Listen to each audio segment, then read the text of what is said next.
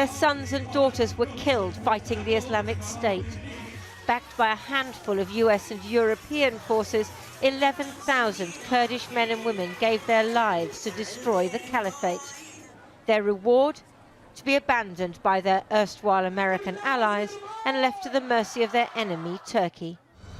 Today, American armour was moving away from the border between Rojava, the Kurdish-held part of Syria, and Turkey, just leaving 2 posts, according to the State Department, which contradicted the White House.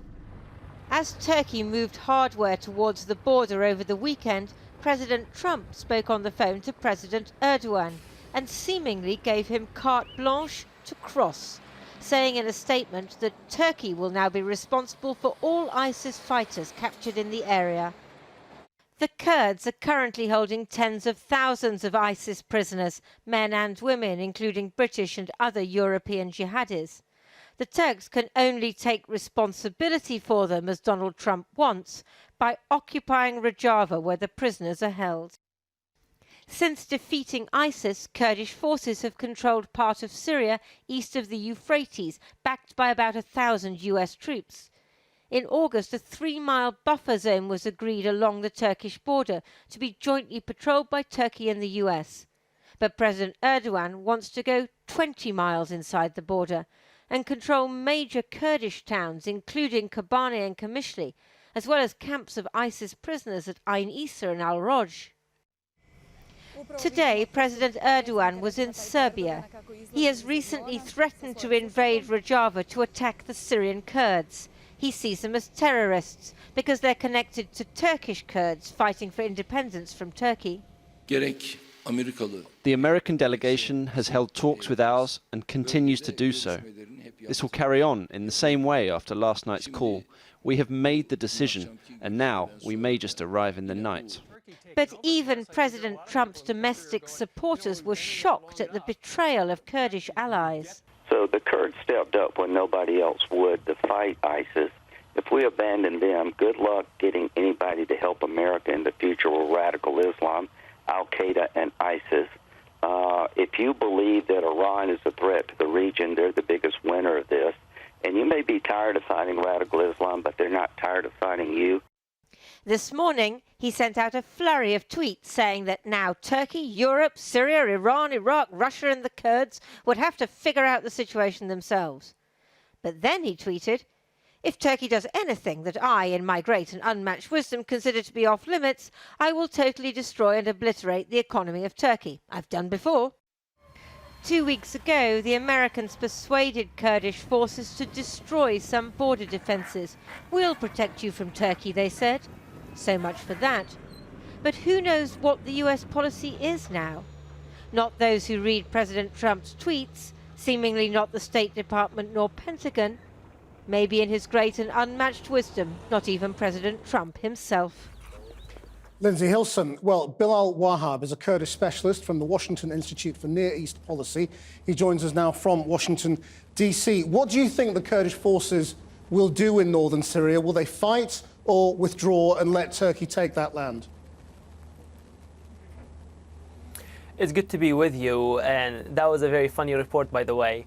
The Kurds have so far condemned the decision by President Trump and called on the other parts of the U.S. government to fight back and protect the Kurds on one hand, but they also vowed to fight. So the areas that Turkey is eyeing, they are heavily fortified Kurdish positions, and the SDF, the Syrian Democratic Forces, see them as their land and their people, and they have basically pledged that they will fight. Not only fight with the existing soldiers, but also withdraw some of the police force and the security force that is guarding the Al-Hul camp, the ISIS camp of prisoners that your reporter was just referring to come and join the fight at the border, and that might create a vacuum and perhaps an opportunity for some of the ISIS fighters to escape that camp.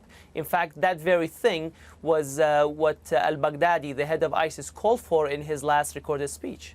I'm assuming you meant funny because it was quoting the president. I mean, will the Kurds ever trust America again?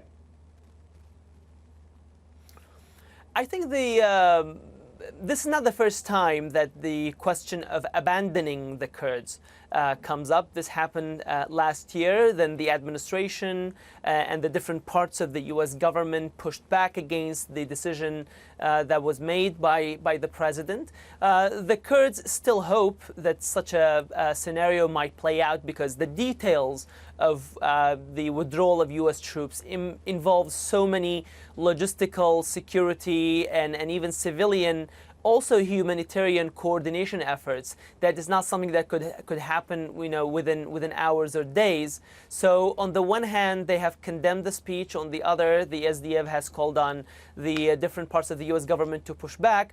But of course, the messaging of abandoning the Al-Hul camp in order to join the fight against a possible Turkish incursion is also messaging to the broader international community, but particularly to Washington, that this is not just going to be a fight between the Turkish military and the SDF, but this is going to have wider regional implications. So they have understood this, Washington, and they're also playing the same, using the same language or playing the same game, the same PR game. It also depends, obviously, to what extent Turkey wants to invade, how much land it wants.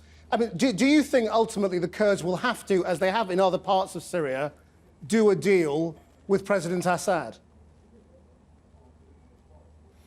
Well, actually, it's not clear how deep Turkey really wants to go because, again, if you just read the tweets by President Trump, that's a huge responsibility that I'm not sure Turkey is willing to shoulder, to be responsible or take responsibility for the Al-Hul camp and to be in charge of ensuring that there is no ISIS resurgence. Perhaps Turkey itself would walk back and say, that's not what we signed up for. So just throwing the responsibility at Turkey and then now involving other partners is not going to be just accepted at face value. So there might be pushback in that front as well. You've talked about the dangers here of ISIS resurgence and of prisoners escaping. In simple terms, do you think this is going to lead to Islamic State too? Well, there are the camp itself and whether a vacuum will create an opportunity for some of them to escape, perhaps the more dangerous elements of the camp to escape. But let's also not forget what's happening in Iraq. Last week, the country witnessed mass protests in the cities, in about 9 different cities, resulting in mass injuries, 4,000 people injured, over 100 killed. And that also resulted in the Iraqi government withdrawing some troops into the inner cities to maintain peace. So that in itself, both politically and security-wise, might create a vacuum and therefore an opportunity for an ISIS resurgence not only on the Syrian side, but perhaps on the Iraq side as well. And the deal with the Assad regime, to go back to your earlier question, I don't think the Assad regime is going to come to the defense of the Syrian Kurds. It has no qualms about seeing them weakened and crushed so they can perhaps, if one day, make a deal with the regime. If the Kurds of Syria were to make a deal with the Bashar Assad regime and perhaps with the Russian government as backers or as enforcers of that deal, then the Kurds will be making that kind of deal from a position of weakness rather than a position of strength.